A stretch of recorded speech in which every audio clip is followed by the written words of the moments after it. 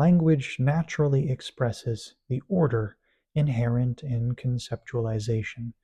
Its power lies in its capacity to convey meaning. But meaning isn't imposed on a blank slate.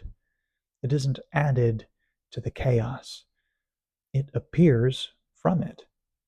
Language is one way the formless shows up as form, one way that structure rises from infinite possibility. But chaos doesn't disappear when meaning arises. It isn't replaced or banished.